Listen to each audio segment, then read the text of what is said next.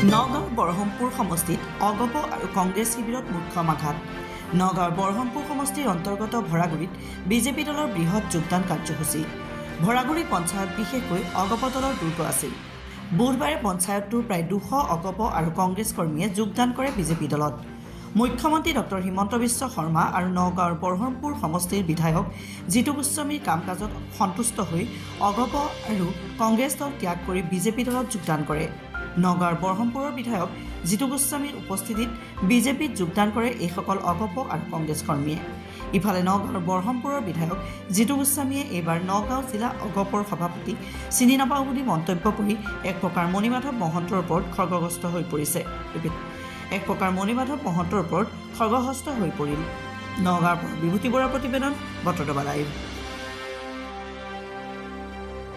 আমাৰ দলৰ প্ৰতি আকৃষ্ট হৈ বিজেপি দলত জইন কৰিছে।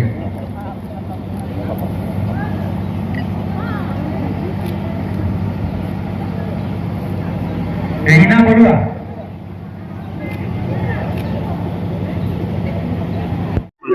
আজি বিজেপি দলত যোগদান কৰিছে। কোন দলৰ পৰা যোগদান কৰিছে? ভৰাগুৰিটো আগতে এইটো অসম গণ পৰিষদৰ ৰাইজ আছিলে, যিহেতু চামগুৰি সমষ্টি আছিলে।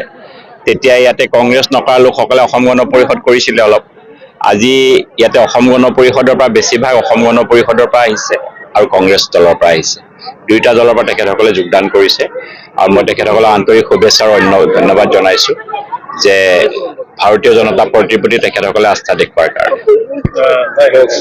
দেখা পোৱা গৈছে কালি যিহেতু মণিমাধৱ মহন্তই কৈছিলে যে বহৰমপুৰ সমষ্টিত বিজেপিৰ গুণ্ডাগে দেখা পোৱা গৈছে, কি ক'ব?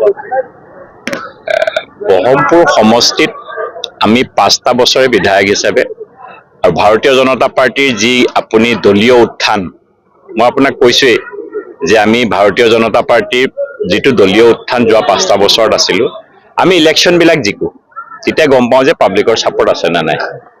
মই ইলেকশ্যনত 750টা ভোটত জিকিছিলোঁ বহৰমপুৰ সমষ্টিৰ পৰা।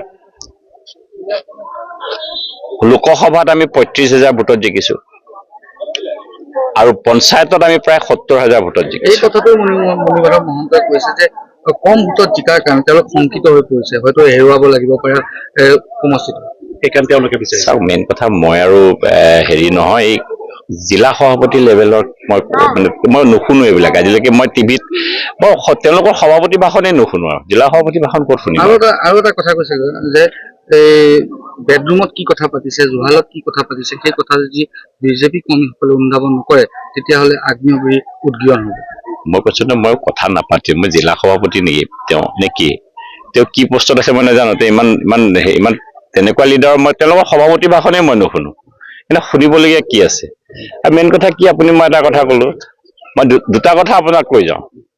মোক যিমানেই টোকাব, আজি গম পাইছে নহয়, আজি কিমান আহিলে ইয়াত 105 জন। মোক টোকালেই বিপদ হ'ব, বাছ ইমানেই কথা।